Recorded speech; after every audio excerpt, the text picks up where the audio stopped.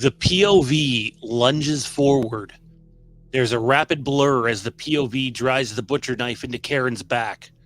She stumbles out the patio door and over the railing. We move to the edge, looking over to Karen down below, bleeding, but still alive, crawling across the yard with the butcher knife still stuck in her back. The POV turns, stepping over the railing and climbing down to the ground below. We move to finish off Karen when... "Do not move!" yells a police officer. A flashlight hits us. A police officer with the weapon raised. "Stop right there!" Another one says from the opposite direction. A third officer, Deputy Gary Hunt, holds a shotgun. "The fuck you doing in my house?" "Dad!" The young boy from it runs up to Deputy Hunt. "Noah, where's your mom and brother?" "Beth, Liam." Deputy Hunt bolts towards the house. Sirens rise all around. Karen moans on the ground, barely alive. The POV looks to the ground, seeing the butcher knife, not far away. But the two police officers are all over us. "Michael, stop! They will kill you!" The POV looks up to see a man, Paul Rogers, a clinical psychiatrist. He's a sincere-looking man in street clothes, and he couldn't be more out of place. "There's nowhere left to go! Everyone is dead! You've killed everyone!" The POV stares to Rogers. His voice is calm, but his hands tremble. The POV seems to consider this. "Please stop! There's nothing left! It's over! Let me help you!" The POV looks to Karen, the butcher knife, the police officers. We look back to Rogers, and then drop to our knees. The closing shot is the back of the shape's head. The camera pulls back, revealing the blood-stained jumpsuit, craning up past Rogers and the police officers, up from the surrounding house to a high shot of the neighborhood as the sounds of police sirens completely envelop us. Halloween returns.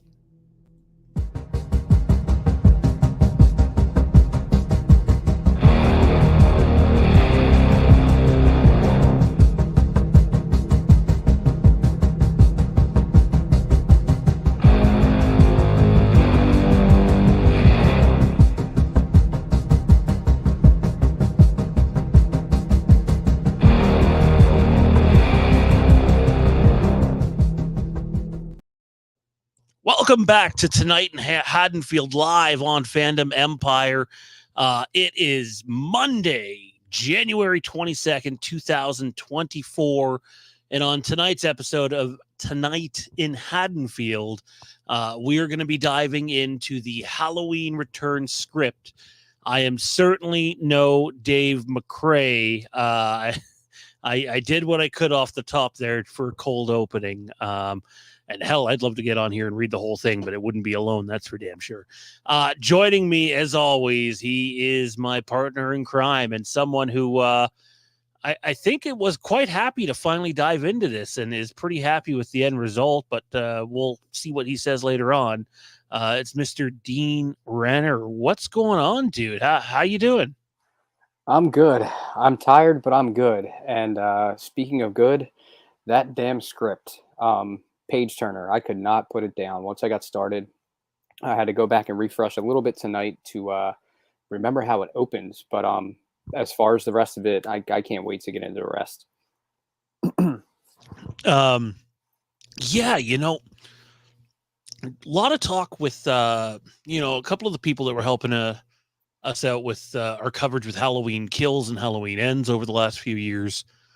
And they kept saying, hey, don't sleep on the idea of at least some of that Halloween Return script being used.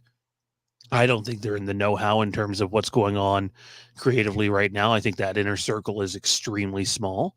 Yeah. But when you dive into that script, it's not hard to tell that they're, it's, in my opinion, a high-quality script. and there's useful things in there for sure. There's a good Halloween story in there. I don't want to dive too much into it now, but maybe some initial thoughts, man, before we get to it a little later on. Yeah. So I found out that the writers for this script were writers for Saw, a couple of chapters of Saw. So that kind of piqued my interest right away. There's quite a few of those movies that I enjoy. So hearing that these guys wrote a Halloween film, that really grabbed my attention to get into the script. And then, like I said, man, it's a page turner. Once I got started, it was tough to put down. I thought it was going to take me a lot longer to get through, and I think I knocked it out in maybe total time about an hour and a half. I read half one night, went to sleep, and woke up and read the other half the next day. So it went by quick, and there's a lot to get into. And like you said, there's a damn good Halloween movie in here. So can't wait to get into it. To preview next week a little bit for people, tonight is going to primarily be focused on the Halloween Return script itself. I know we got a bunch of topics there, but a good portion of tonight's time is being carved out for that. Honestly, it's probably only going to be about a 45-minute episode from now. So we have a lot to get to, but Halloween Returns is going to definitely chew up that time. I don't think you're overselling that, man. And the more that I think about it, and the more that I read about it, and the more I listen to the audiobook Taking Shape 2, obviously I read it a couple years ago, but now I'm listening back through it, and I got to tell you, it's a good story. There's a lot here, and we're going to dive into that. But first up, we want to cover some content updates going on at the channel. Big shout out to everybody that's been helping out with that. Really excited about some of the things that we have to come. And it starts next week right here on the channel. We're going to be talking about Halloween Returns versus Halloween 2018. Now, look, we're comparing, a complete feature that made $250+ million at the box office. Yeah. Versus a script that was a little less than a month away or so from filming its first day. So, it's not a fair comparison, but Dean and I are going to dive into it and not just look at, the stories for what they are, but what would have been healthier for the franchise. Did the franchise go in the right direction with Halloween 2018? Or did the franchise have more longevity, or would it have had more longevity if they went in the direction of Halloween Returns? Those are all things we're going to discuss next week on the show. Last night, it started playing through Star Wars Episode 1, The Phantom Menace. And yeah, those are not great graphics, people. It's PlayStation 1 from 1999. I was all of 11 years old, but it was fun. And I want to thank everybody that came out to that. It was a small group of us, but conversation was great through a 2-hour stream. And we're going to do more of those. So we're going to play through the whole game here on the channel as time goes. Tomorrow night, we have the Legacy of Star Wars. We're back, and of course there's more Star Wars news out there right now. We have the Bad Batch final season trailer reaction and review, and 25 years of the Phantom Menace.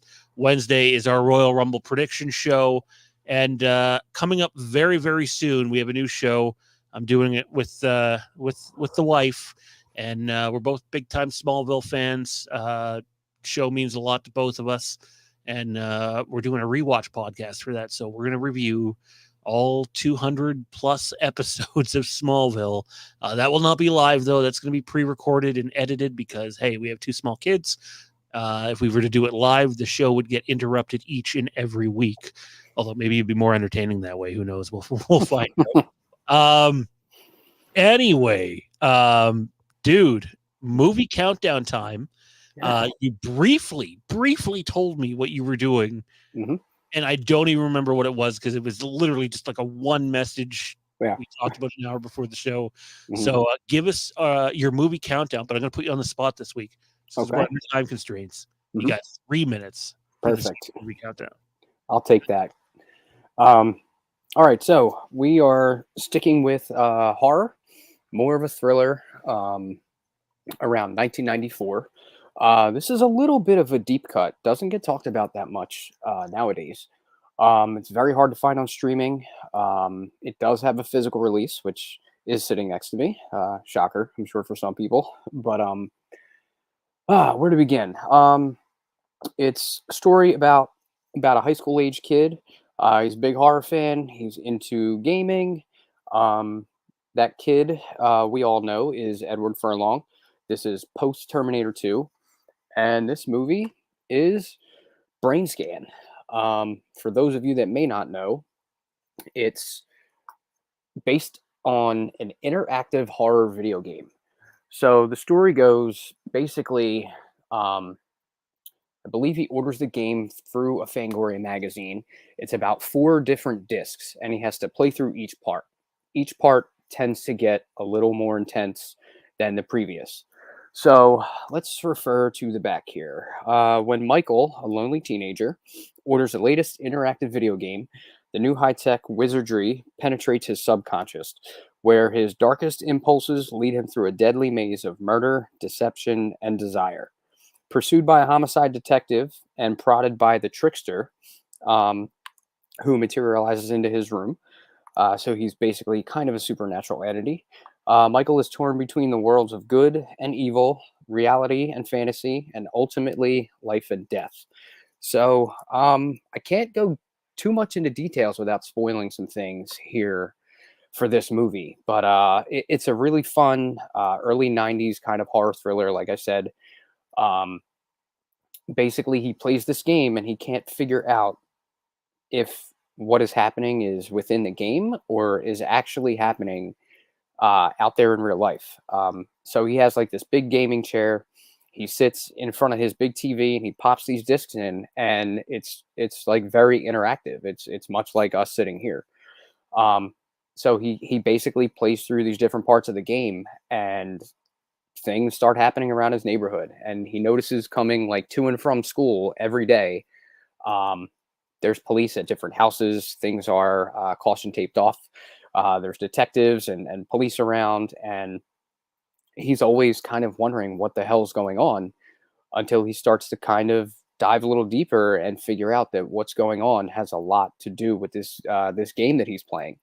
And then the part where it says this the trickster is the main villain kind of materializes in the room. He's a part of the game and kind of just ends up popping in and out of his room and explaining what he has to keep doing to move further along in order to get this to stop. So, like I said, there's 4 different discs he's supposed to play throughout the whole movie, and unless he finishes it, it's kind of ongoing, or it's going to lead to things leading back to him.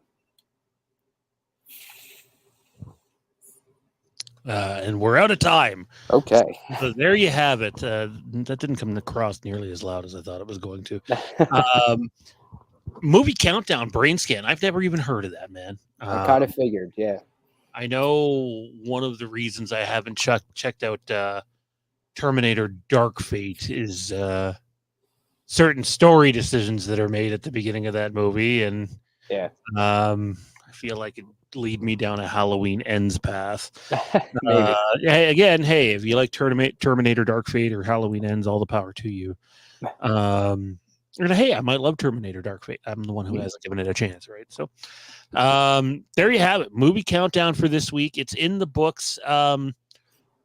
Next topic, we're gonna kind of cruise through this one more than likely. There is news that one of the, I believe it was either the sole screenwriter or the co-screenwriter of the original Jurassic Park is doing a new script to launch a new Jurassic franchise. Now, the Hollywood Reporter and others are covering it as Jurassic World. But if I had to guess, being that there are 3 Jurassic Park movies and that there are 3 Jurassic World movies, I'm going to assume that this will be Jurassic something else that's not one of those 2 things. Just briefly wanted to get your thoughts on the Jurassic franchise, man. I know for me, I would like to see it just go back to the roots, back to the original movie, which at the time was, big blockbuster scale movie. But when you compare it to other things today, It's really a smaller scale movie. Yeah. I would love to see something smaller scale and have them play up the suspense and a little bit of the horror, honestly, that's in that original Jurassic Park. There's even a lot of that in the second movie. I know the second movie gets shit on a ton, but the Jeff Goldblum led second movie with Vince Vaughn um, there's a lot of tense moments in that feel like they're out of a horror movie, where Yeah. I'd say a lot of the newer stuff feels more like sci-fi fantasy. Mhm. I thought those first two films had elements of definitely horror in them, and I would like to see them go back to that, keeping in mind, um, this franchise needs to sell a bunch of toys, so it's only going Yeah. to get so dark. Right. This is new to me. I haven't heard anything about this yet. So, fresh news to me. Open to giving it a chance. I lean more towards the first three Jurassic Park movies than the last three. I actually have to kind of go back and catch up on the back half of it, because I don't think I'm all the way through them. I know I haven't seen Dominion, so that one's still waiting in the wings for me. But yeah, I would agree. I think going back to like the look and feel of the first two would really benefit. Maybe they go legacy sequel. That's kind of becoming a trend that's getting a little worn out. But I mean, if it's going to sell tickets and sell toys, there you go. There's your choice. So I wouldn't mind it. Yeah.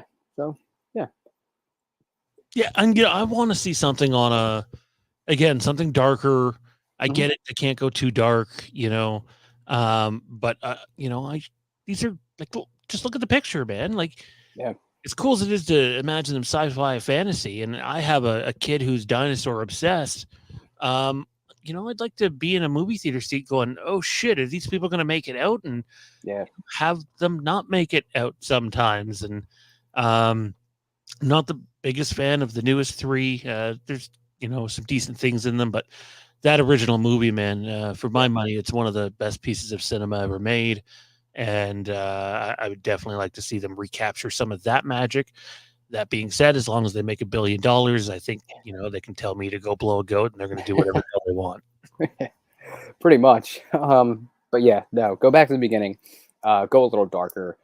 Try to meet that fine line of like adult entertainment and still kind of kid friendly or PG-13 era. And I think they can knock something out and make it work. So, yeah, like I said, I'd be open to checking it out. All right, it's that time of the week again. We're already there. It's show and tell time with Mr. Dean Renner. It's my favorite segment of the week because I'm that guy that at Christmas time, instead of sitting in front of his computer, not that this is a bad thing, because I get being around, swarms of people is not, Yeah. everyone's favorite thing to do these days. But look, I like to go shopping. I like to go out and look at things for myself in person and inspect them and just browse. You don't get to do enough of that anymore, and Dean brings that right to this show if you're a movie fan and a physical media fan. So take it away, man. All right. So if you guys notice, pretty much every week I've been covering different stuff, and now there's something missing right back there. So I thought, finally, let's get back into like my bigger collector sets. So I'm going to cover the UK exclusive Second Sight Films 4K release of the Texas Chainsaw Massacre. This was an import. I think I got this from Diabolic DVD, which is local here in the States. They import this stuff for you, and then you order through them. They ship it to you. It takes the shipping cost off of your back when trying to import this stuff, because I paid good amount of money to kind of bring stuff over from overseas sometimes. So I figured now is probably the best time for me to get into this. So Second Sight Films, like I said, UK label. You get a big collector's box here, nothing on the back. A lot of people kind of complained about this cover art, and that was before they realized and knew that this is actually the UK poster. So it makes sense, coming from a UK label, that we're getting the UK poster art on this box. In here, your contents, you get, this is a 185 page hardcover book that I'll get into. And then the other side here, this is one 4K and two Blu-rays, I believe. We did get a 4K for Texas Chainsaw here in the States, and I believe about all of the bonus content that is on those that we got is featured here.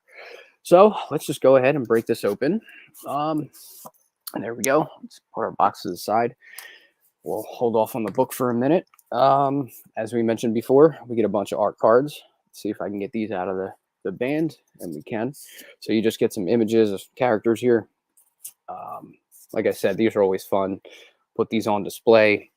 Do whatever you want with them. I like the red and black theme they went with here. Pretty artsy. Very cool looking. There's Grandpa. That's the cover we got on one of them here in the States. They went with the eyeball, which I thought was a cool little touch. And I believe this is Sally. And we're back at the top with Leatherface. So only 6 of those, I think, here, but still, nonetheless, a nice inclusion. And then we have our digibook here. This opens up to feature all of your discs. So it looks like I have a Blu-ray for disc 1, a Blu-ray for disc 2, and the 4K over here for the third.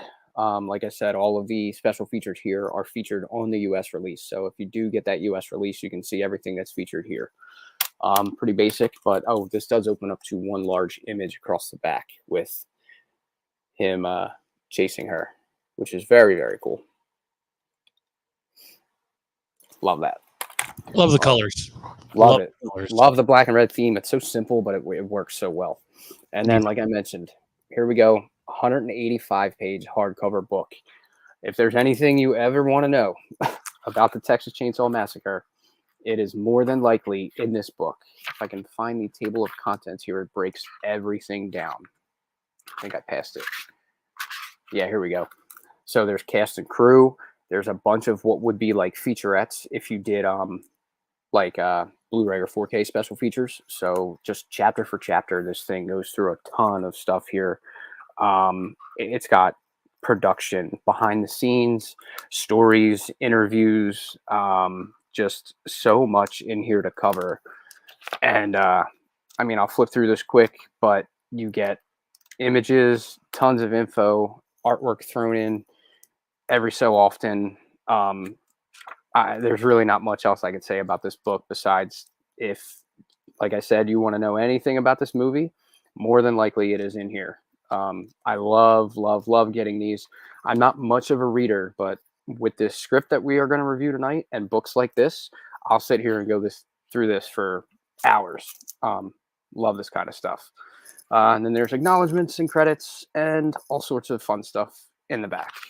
And I believe that is it for that. Yeah. So, second sight, Texas Chainsaw, 1974. Phenomenal release by them. I love the physical media that comes in like the bookcase like that, but then because there's some that you get and the bookcase is just, it's flimsy and there's not much to it and it's cheap and you've probably bought it, at Best Buy or well, maybe not Best Buy anymore, but Walmart or wherever. But like that thing that you pulled out there, the TCM import, like that looks heavy and it's thick and hard and sturdy. Like to me, if you're gonna shell out tons of money for a special edition anything or an import of anything, you want it to be quality.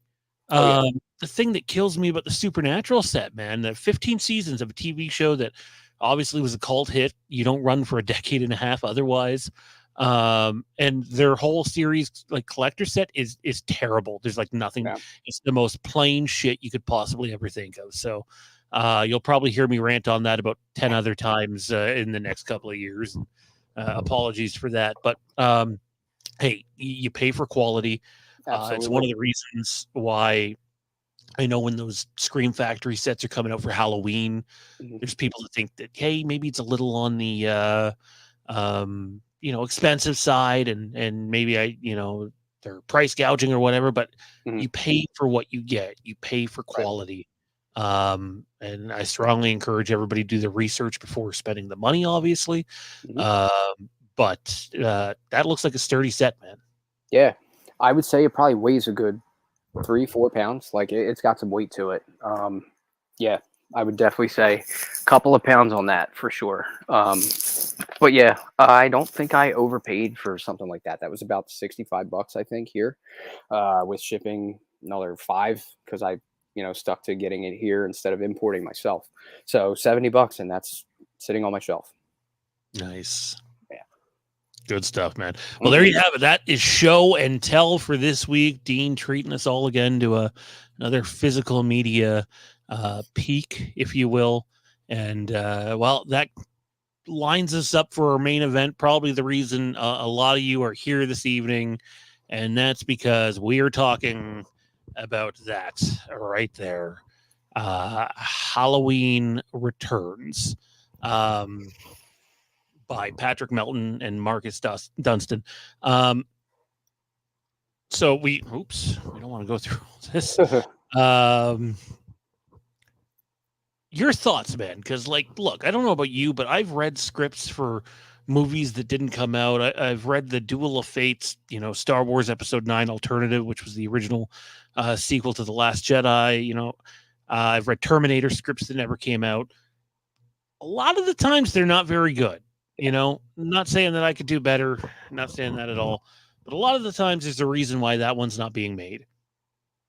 Yeah. However, there's also a lot of scripts that should get made that don't, and I do feel like this one falls into that category. So take it away, man. I'll let you bat lead off here. Halloween Returns, from the time you started reading, I guess that's my first question. You pick it up, you start reading it, and at what point do you realize, oh shit, this is pretty good, I'm hooked? Yeah. First couple pages, actually, I went back and started to go over the opening again, because reading this entire thing within about hour and a half, 2 hour time frame, it's a lot to take in, but it's really, really on par with the original Halloween, maybe even part of Halloween 2. It's really something that they gave us that, like you said, I think should have definitely been made. It's a shame that it never made it, into its production.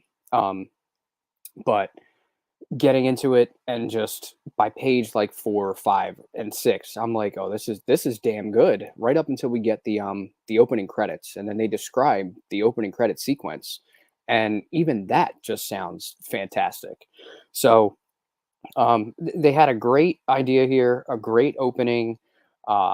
They make it very clear within the script, how you see Michael, the different shots, the different the characters when you're hearing them on and off screen. They dive into and really kind of detail what it is that you're reading. So as you're reading it, you kind of, in your mind, you can picture how this would be playing out, I think, on screen if you were actually watching it. So I was highly entertained, and I can't wait to kind of dive further into this. To answer Melissa's question, no, Halloween Returns is not a fan film. Halloween Returns was the Halloween film that was all but 1 month away from beginning its principal day of photography. The Weinsteins were involved still back at that point in time. It was a joint venture still with Trancas, and that relationship was not good at all. Hadn't been for many, many, many, many years. And you had Patrick Melton and Marcus Dunstan on. Dean mentioned that they did, I want to say it was Saw 4 through 7 or something like that. But they also did something else. I cannot remember what it was now. Yeah. But there's a couple other notable features in their profile. Yeah. And so this is the script that gets talked about in online circles all the time, whether should they have made this instead of Halloween 2018? And that is something that we're going to discuss next week on the channel right here. We're going to pit the two against one another. What was the better story, if you will, and what would have had the better long-term implications on the franchise. So tune in next week for that. But tonight we're sort of just focused on Halloween Returns. And I got to say, man, right from the get-go, everything that happens prior to the intro credits, the opening shot, the POV of the, I guess it'd be the Wallace house, right? I think it was the Doyle house. I think they mentioned, the Doyle house. which makes sense because Michael fell off the balcony. Mhm. And he's laying on the ground.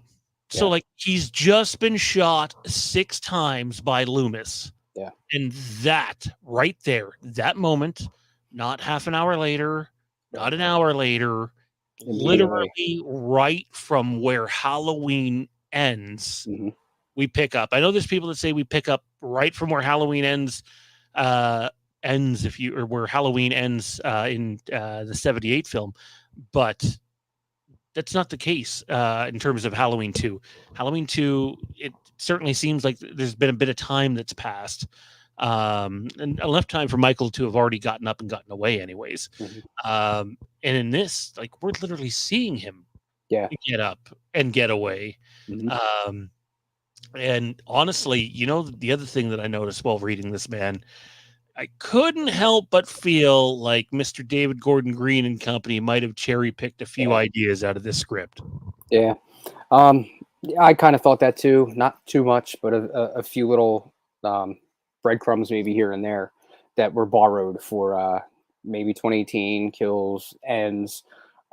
There's definitely a couple of things within there. I can't remember all of them, but I remember reading as I'm going, and I'm like, that sounds familiar. So I wouldn't be too surprised if they kind of picked and pulled from this, maybe even just a little bit slightly.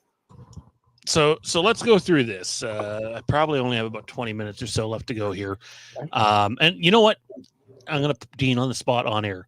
For Patreon, and our first Patreon show will be available to all tiers. So even if you're not a Patreon subscriber already, feel free to head on over to patreon.com/Fandom Empire.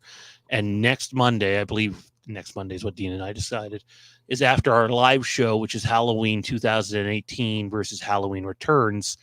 We will continue our discussion on Halloween Returns and more of a deeper dive into the script and some of the secondary characters in the script and locations and stuff.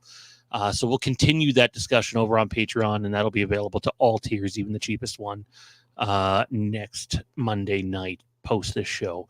But in the meantime, man, I wouldn't mind walking through some characters with you Yeah. and some scenarios with you. Mhm. But first up, your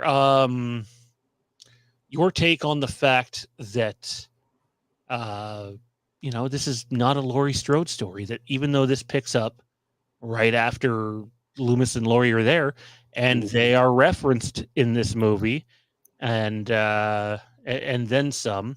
Mhm. Um, but it's not a movie about them. This is a No. movie with all new characters that alludes to a very popular story that the fandom has wanted answers to, and once again doesn't get answers to that story, but that story has an impact on this story, which is Mhm.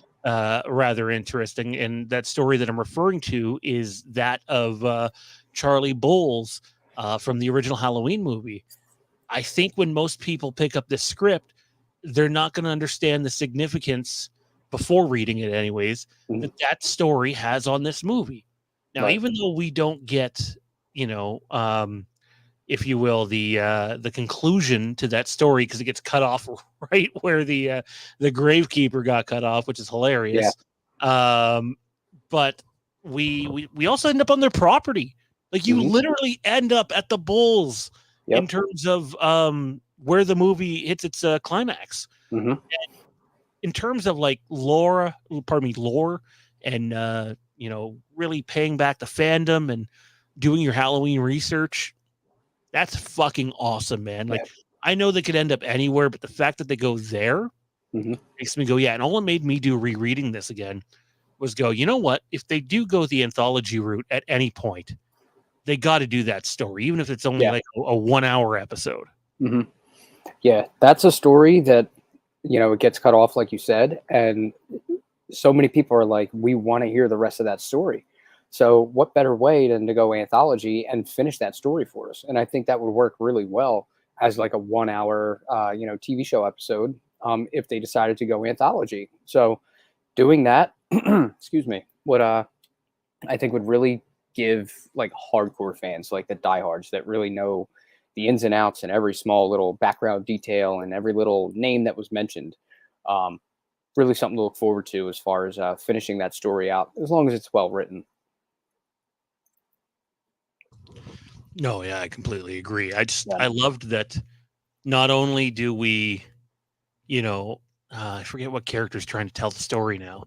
Um, but not only does the story get brought back up, like the fact that we actually end up on the property where, Yeah. whatever happened, Hmm. you assume it's not good for the kids and the mother. Right. Um, that's awesome. And honestly, in terms of Halloween lore, it honestly reinforced me, anyways, in terms of going.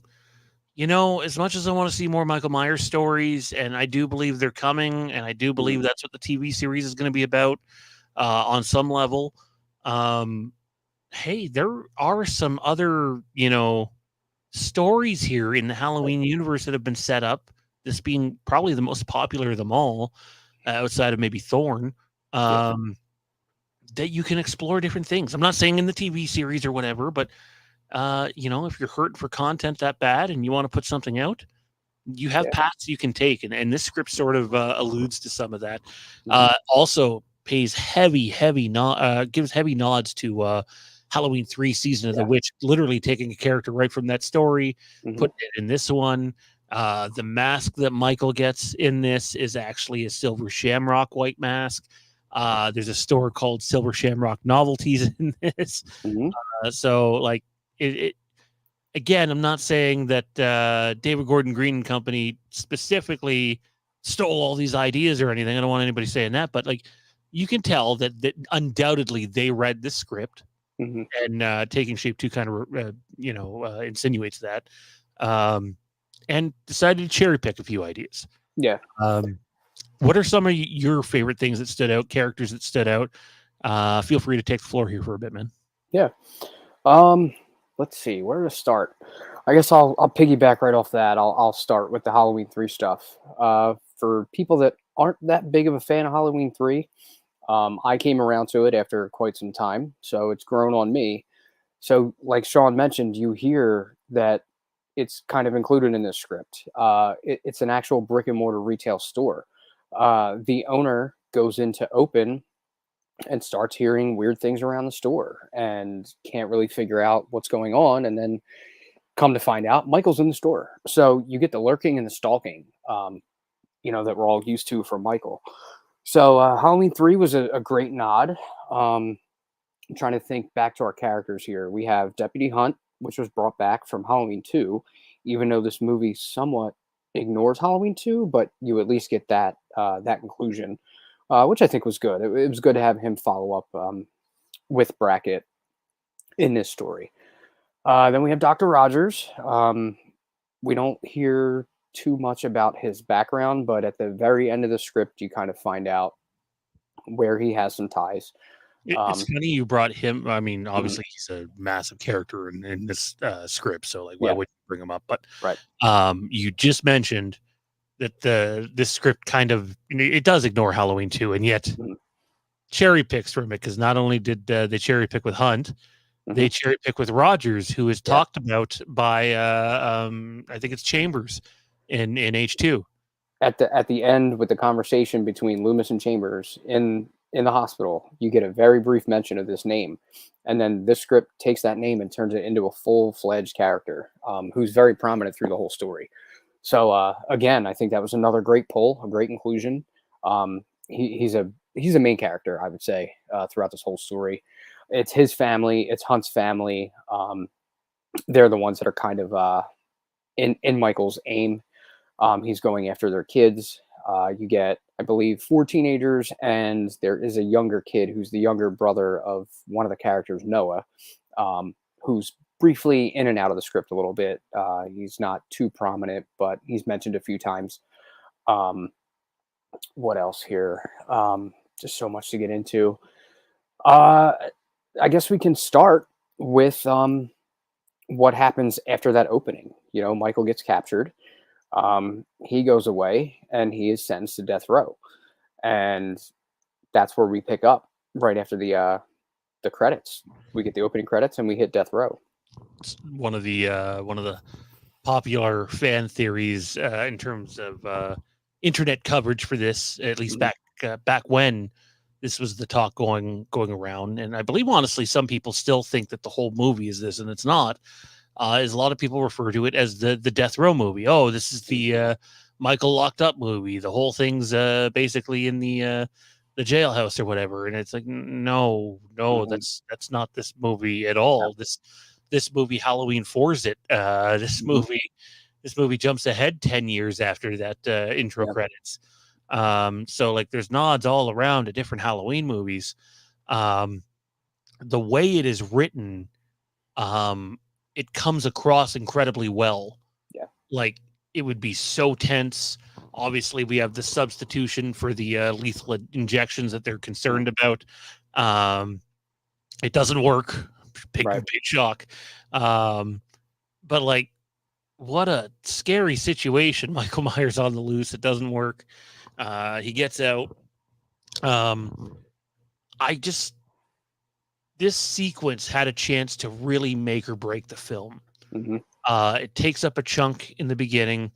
But like I sit here and I try to like vividly picture what the set design would have been like, what the lighting would have been like, how dark would it have been, would it have felt at all similar to like Halloween 6 when we're under Smith Grove? Yeah. What would it have been like? And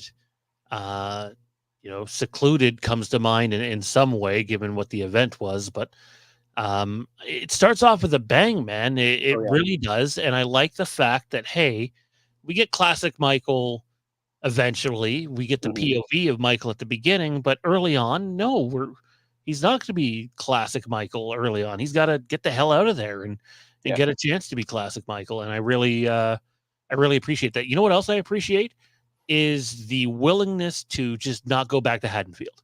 Yeah. Like, not the biggest H2O guy, but it would have been so easy to go, you know what, we're going right back to Haddonfield. Right. And they don't do that. No. They take it to Russellville, which is cool. We get a new setting.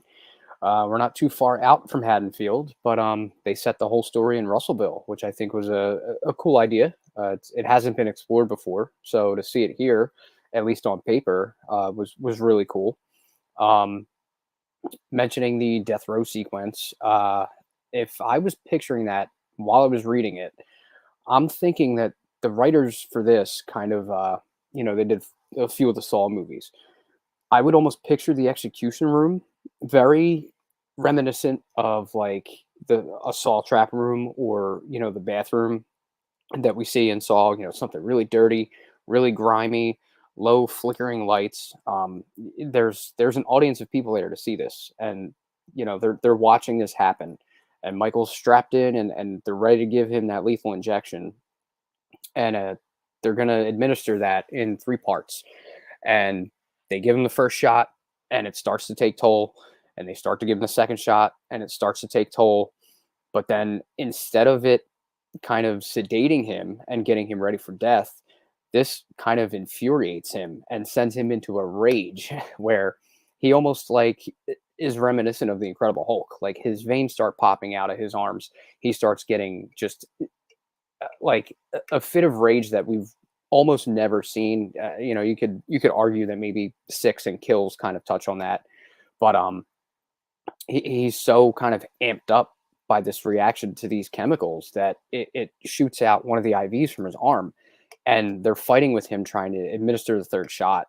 And that's where a shackle breaks and he eventually breaks free. And all the description for the amount of people that he kills getting out of this execution room, I would imagine is upwards of 8 to 10 people. And then you just have chaos. People are running. They're trying to escape. They're trying to get out. And then you have Michael on the loose in I think it's Warren County. I can't remember, maybe. But they're basically chasing him through the prison trying to catch him.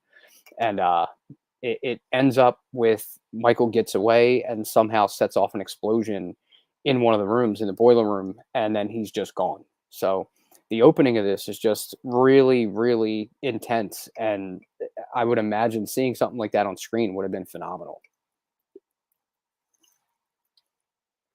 So if you guys have not read this script yet, now might be the time to tune out if you don't want a pretty big spoiler at the end of this thing.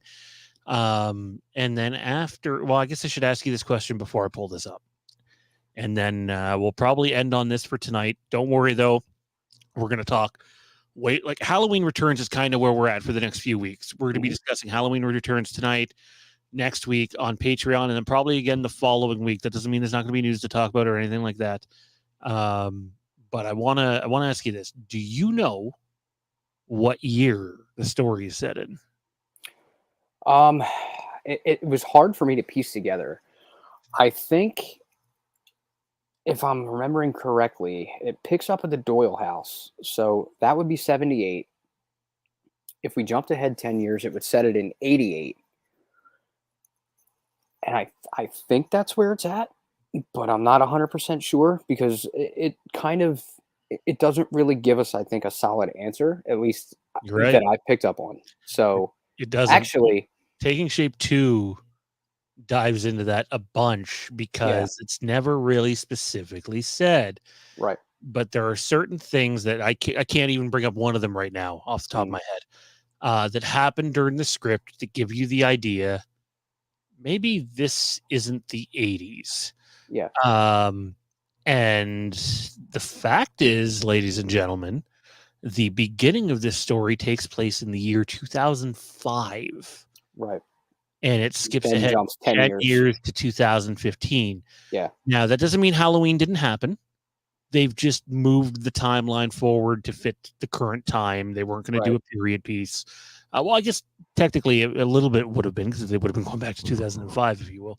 Yeah. But no, it's 2005. Laurie Strode still happened. Mhm. You know, it's still a universe where Halloween 1 and the events of that movie happen. They're just modernized. Right. So that makes me ask you, and we'll end with this. What did you think when you got to this part? Right here. The post credit scene, if you will. Oh, with Loomis. Yes. Yeah. No, I thought that was a cool inclusion, but we're so far ahead because as soon as you started mentioning that, I started remembering bits and pieces in the script of like the kids using cell phones and calling each other back and forth and I'm like, oh yeah, they actually brought it up to modern day. So they kept Loomis alive all this time, and he gets a reveal right here at the end, and you learn that Loomis is still kind of he's there. And it sounds like he would be, if they were to continue this, that he would now be back into our picture, and any kind of sequel or follow up to this would finally bring him back and include him back on Michael's path. So I thought it was a great inclusion.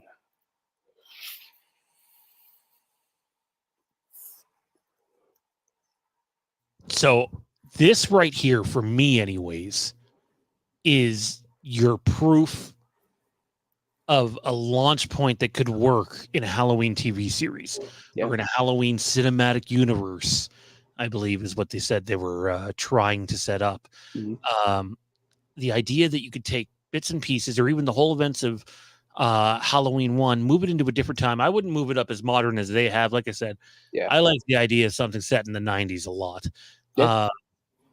But like it can work because honestly, the only legacy character you're really moving forward with is Dr. Loomis. And the script says that they envisioned Gary Oldman playing the role. Right. Good luck with that. Yeah. I'd be over the moon. You cast Gary Oldman as Loomis, and I'm going to see that thing opening night, no doubt. Yeah. It just wasn't realistic. Right. But your thoughts on them going forward with the potential? What seems like it'd be almost become like a Loomis franchise with Michael, obviously. Yeah. I mean, we've seen it done countless times before, but he's a character that we all love. So why not just continue that? And we're getting a new story. And if we were picking up kind of right from this point, I would say Loomis has a bit of revenge on his mind because he just shot him off the balcony. And this movie picks up from him getting up off the lawn and just going off and eventually getting caught. But he wasn't there for that. So everything that happens throughout the script, he's not around for. He might hear through Hunt and Rogers, but he's really not present at all until the very end here. And this is either a mid or a post credit scene, so we don't even see him until the very, very end. So picking up from here and moving forward with Loomis, he's really going to be, hot on the trail for Michael because of all this chaos that he causes throughout this entire script. Yeah, hey, when you introduce a character like Dr. Loomis, again, they are alluded to, I believe it's on a television report during this film script, whatever. But when you introduce Dr. Loomis in a post-credit scene, and obviously their pipe dream, wish was Gary Oldman, that's you said, hey, we're coming back with a sequel, and Loomis is our centerpiece. Yeah, Sign me up. absolutely. To me, this works, but you better cast Loomis right. Yeah, we can't get another Malcolm McDowell. We can't get that at all. I mean, I'll laugh my ass off, but for the wrong reasons. Right. Yeah. Yeah, that casting is super important. You can go the route of what they did in Kills with the prosthetics and bringing an actor back that looks like him, and then just adding on some prosthetics to really kind of bring your look back. But you besides that, you can't just nail the look. You have to nail the character. Like, you need an actor that's really going to be able to tap into the character of Loomis and bring that back to make it believable. Because I love seeing Loomis in Kills, but his dialogue and the way they used him, that part didn't work for me. It was great to see him on camera, but his lines were awful. That's the problem when you, I mean, it's not the actor's fault because the guy on set is not the guy's dialogue who was actually used, but when you're trying to piece together Frankenstein, there's bound to be holes. Yeah, of course. There's so much more to dive into on Halloween Returns. Is there anything else you want to touch on? I can go for about another 10 minutes if you want, but is there anything else you want to touch on tonight? I'll just give some final thoughts as far as like where we left off at. I mentioned, I think it goes back to Russellville after the escape from the prison. The prison break is very well written. So if people are going to start to read the script to kind of catch up with us here, so that when we discuss this, they're more on the same page. I would say track it down and start reading through it because it's a really, really good script. It's very descriptive. You can picture what you're reading on a screen in front of you as if you're watching it. It's that well written. So they pick up from Russellville, and we get classic Michael. He's stalking, he's lurking, he's in the background, he's watching people, he's watching these characters. The way he gets his mask and his coveralls, it's a break-in like I've described that I would use for my TV pitch, but it's in a silver shamrock novelty shop. So they bring that back, and like I said, they make it a brick and mortar store, and one of the events for him getting his whole get up and his look back takes place within that store. And then he even goes as far as stealing the van for the store that the owner has, and that's how Michael now gets around for the rest of the time that the script plays out. So I would say it comes highly recommended. It's a great read, and for anyone that wants to keep up with us here discussing it, get into it. Yeah, I mean, the one thing I thought about when reading it was, if you remember Halloween 4 and Halloween 5, those are the follow-ups to the original follow-ups to 1 and 2. If you think about those movies, we spend a lot of time in vehicles traveling around. They're both a little bit of road movies. And I would argue that in this movie, we sort of go back to a little bit of that formula where we're not too stationary to one or two locations. We're kind of constantly on the move. And I like that. Keeping in mind that also gets expensive to shoot. Yeah.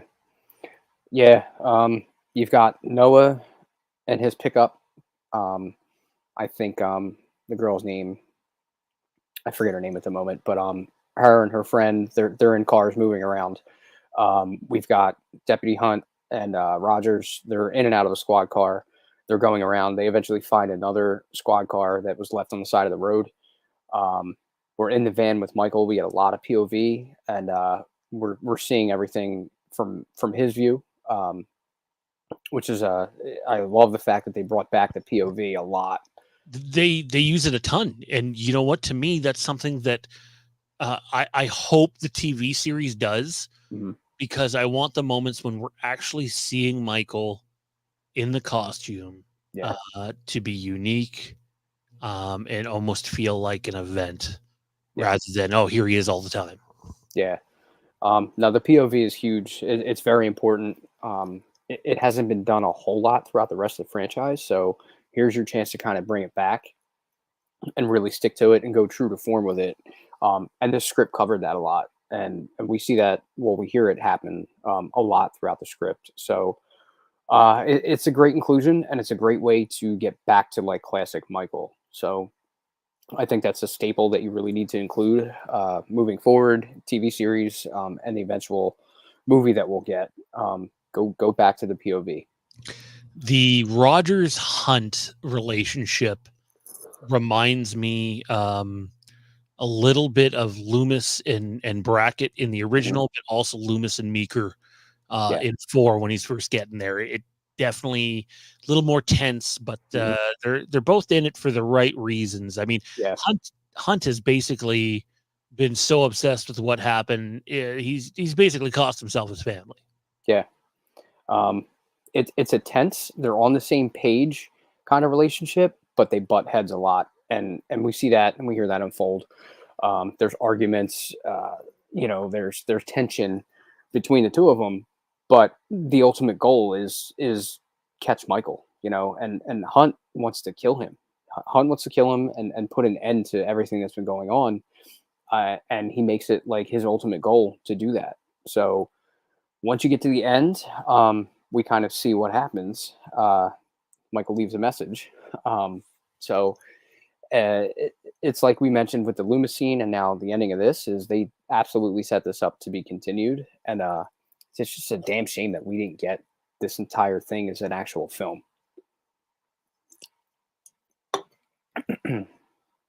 Yeah, I mean, I can't wait to dive into next week. The idea of 2018 versus Halloween Returns. They both have pros, they both have some cons, but Mhm.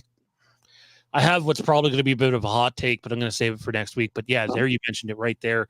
An officer goes, "What the hell is that?" On the Mhm. wall, written in blood, it reads, "This town will never be safe again." Here's my Canadian for you.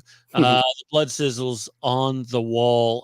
Keep in mind, he's not talking about Haddonfield. Mm.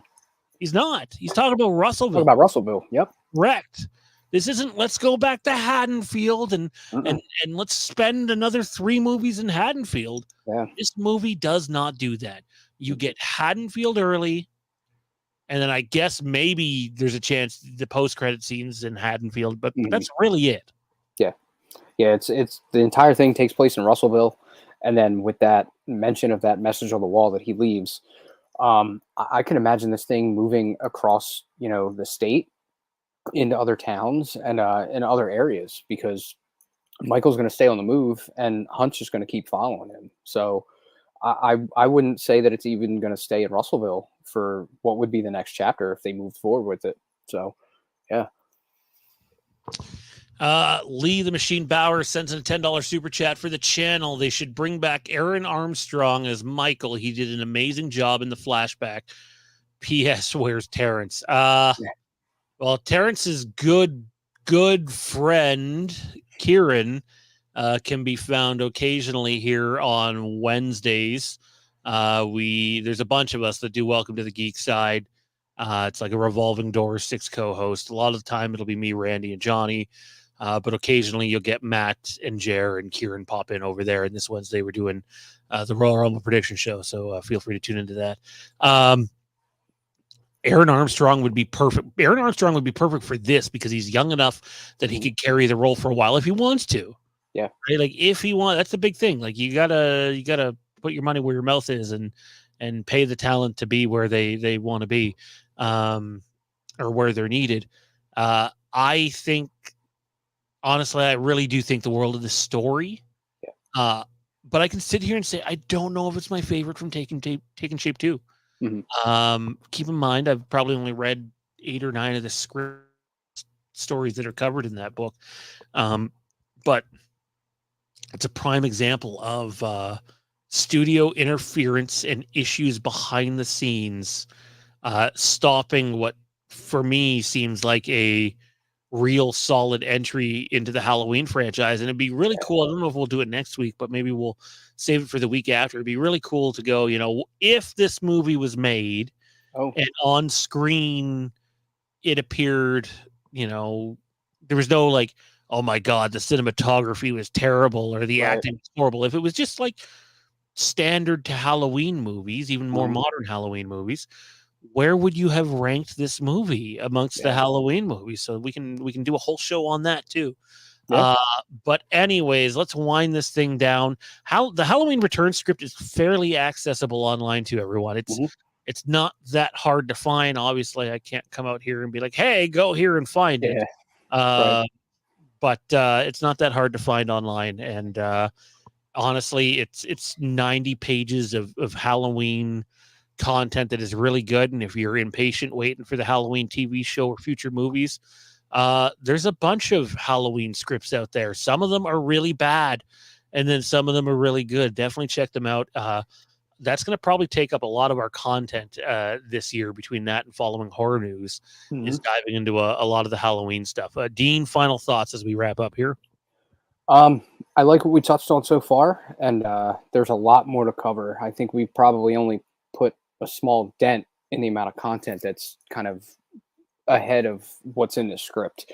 There's a lot to get into, a lot of classic Michael, good amount of deaths, and like you said, moving around a lot. So there's a lot of ground to cover with this script that is going to take us a couple weeks to get through. So looking forward to that for sure. And one thing, you gave me a homework assignment last week that we kind of skipped over here, but it dawned on me in the middle of our conversation here. You asked me to name my Halloween TV series and if I had come up with a title for it. Ah, yes. Yeah.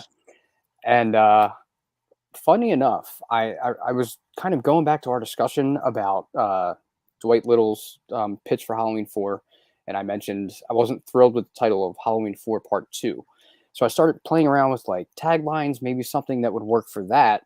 And then it kind of dawned on me that I came up with a title that I think I would use for my TV series. And digging into a reference from 78. Oddly enough, this leads back to the Charlie Bowl story.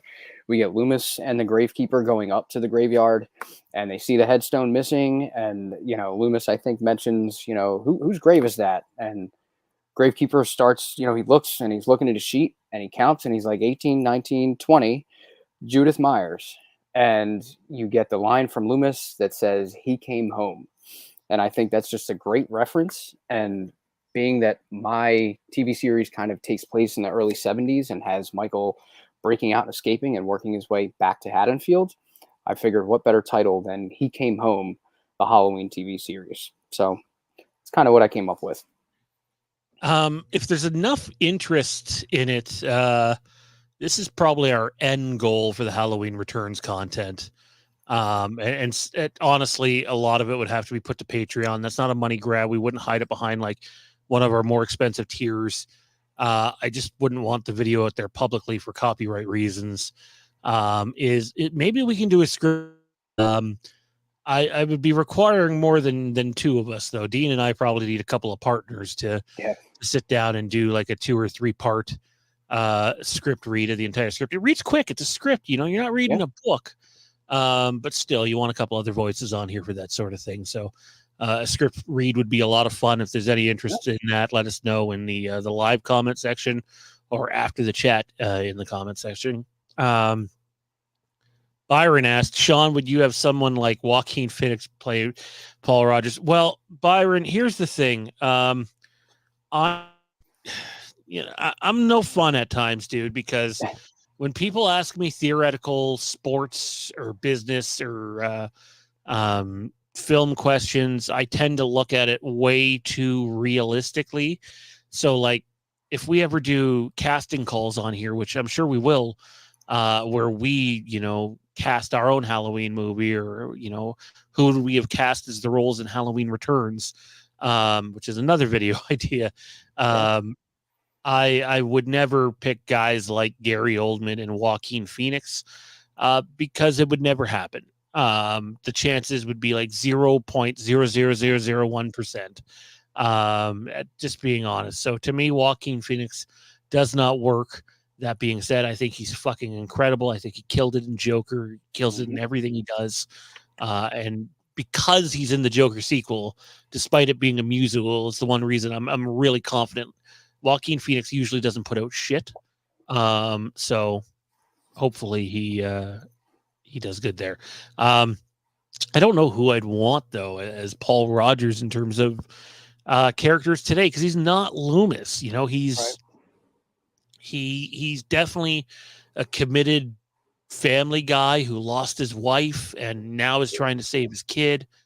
You know, you think of various actors that could, you know, play a role like that. There's countless people that could play a role like that. You know, who, I have no idea off the top of my head, but I'll tell you what, I do think casting calls are in order, and maybe we'll find a way to do something related to Halloween Returns in that. Byron, thanks for the idea. Thanks for the idea, Flicks. That, though, is going to do it for us this evening. Dean, where can everybody find you at, man? You guys can find me on Facebook in the Legacy of Halloween group, and on Facebook at Dean Renner. Message me, you know, add me, whatever you guys want to do. I'm very accessible, and I usually tend to get back to people timely. So if you guys want to add me, find me on Facebook. I wouldn't mind seeing Tom Jones Jr. back as Loomis again. I think the problem with that is he's not really qualified, if that makes sense. Yeah, I was going to say he's not an actor, so yeah. Got the look. I get the want for it. I get the want for AI and deepfake and all that. But I'll tell you what. Go look at Ian Cunningham. I believe. No, sorry, Liam Cunningham. He just did the Dracula movie. I think it was Dracula. He's Game of Thrones. I know Wolfman got Barry from Wolfman's Got Nards make a fantastic Loomis. The guy has excellent range. I want someone who can make the role his own while still paying homage to the late great Donald Pleasance.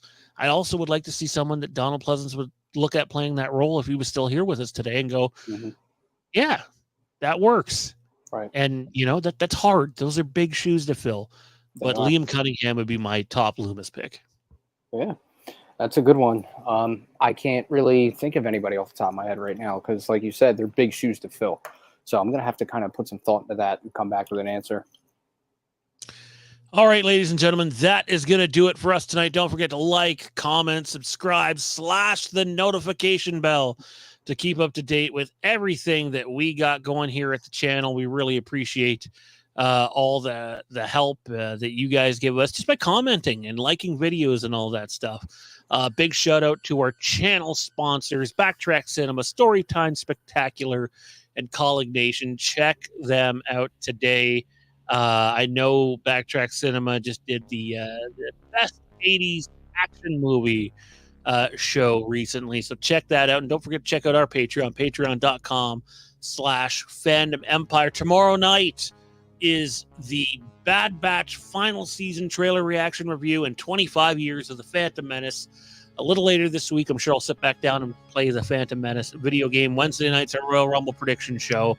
And then next Monday night, right back here, tonight in Haddonfield, Halloween Returns versus Halloween 2018. And we'll probably add in a part 2 to our Halloween Returns discussion. That's the thing. Hey, when you're going to review a 90-page script, 1 hour is not enough to do it, even if it was the only topic on the show. So we'll go over it amongst the weeks to come, or among the weeks to come. If you guys can find the script out there, fantastic. It'd be fun to just go over with everything. Go over it all with you all. Can't wait to do more of that. And again, hey, if you haven't yet, and I'm not getting paid any money to say this, check out Taking Shape 2. If you're a Halloween fan and you're itching for new content, that book covers so many of the lost Halloween sequels. I consider it a Halloween Bible. Dustin and Travis did a fantastic job on it. Definitely highly recommended. I know Dean's got his hands on it now. I know some other guys at the channel have their hands on it. So lots of content coming. A lot of it based off of that book. So Stay tuned for more. We'll see you next week. The boogeyman is coming.